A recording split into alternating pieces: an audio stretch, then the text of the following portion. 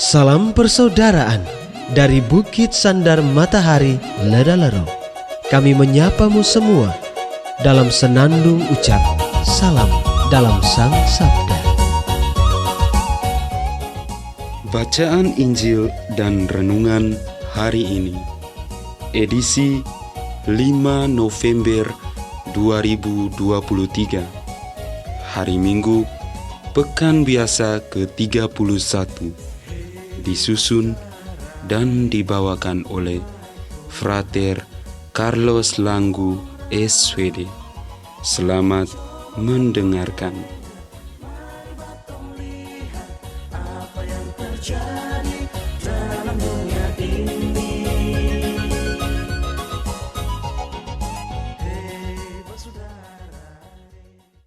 Bacaan diambil dari Injil Matius bab 23 ayat 1 sampai 12. Sekali peristiwa, berkatalah Yesus kepada orang banyak dan kepada murid-muridnya, ahli-ahli Taurat dan orang-orang Farisi telah menduduki kursi Musa.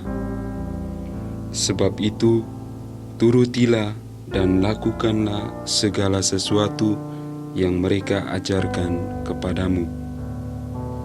Tetapi janganlah kamu turuti perbuatan-perbuatan mereka, karena mereka mengajarkannya tetapi tidak melakukannya. Mereka mengikat beban-beban berat, lalu meletakkannya di atas bahu orang, tetapi mereka sendiri tidak mau menyentuhnya. Semua pekerjaan yang mereka lakukan hanya dimaksud supaya dilihat orang. Mereka memakai tali sembahyang yang lebar dan jumbai yang panjang. Mereka suka duduk di tempat terhormat dalam perjamuan dan di tempat terdepan di rumah ibadat. Mereka suka menerima penghormatan di pasar dan suka dipanggil rabi.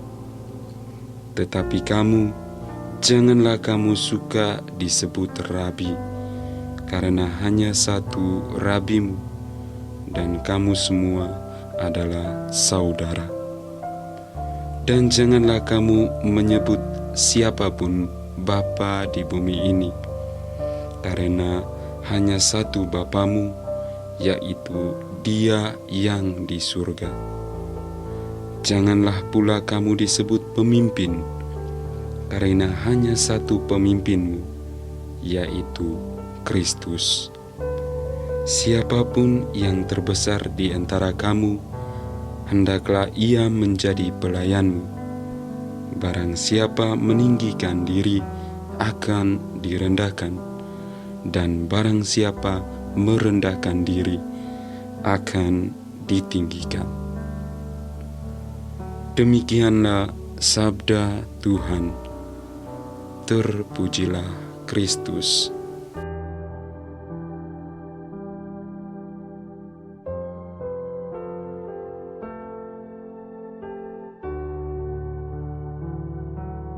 Bapak, Ibu, Saudara-saudari pencinta Sang Sabda yang terkasih. Dalam bacaan suci pada hari ini, Matius menggambarkan dengan jelas bagaimana Yesus menegur ahli-ahli Taurat dan orang-orang Farisi dalam pengajarannya di Bait Allah. Dalam perspektif Yesus, para pemuka agama Yahudi ini sering melakukan hal-hal yang bertentangan dengan status mereka sebagai pemuka agama Yahudi.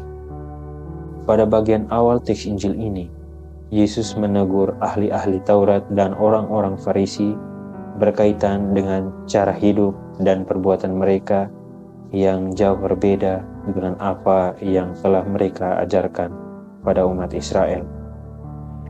Sehingga pada ayat 3, Yesus berkata, "Turutilah dan lakukanlah segala sesuatu yang telah mereka ajarkan kepadamu.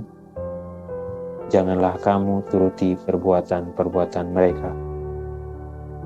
Pada bagian selanjutnya, Yesus menyoroti sikap para pemuka agama Yahudi ini yang haus akan pujian, simpati, dan penghormatan.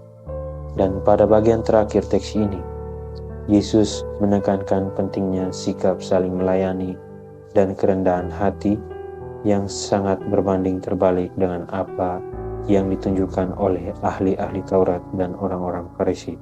Bapak, Ibu, saudara-saudari yang dikasihi Kristus, dalam keseharian hidup kita, dalam relasi sosial kita dengan yang lain, seringkali kita jumpai sosok-sosok orang-orang Farisi dan ahli-ahli Taurat di sekitar kita.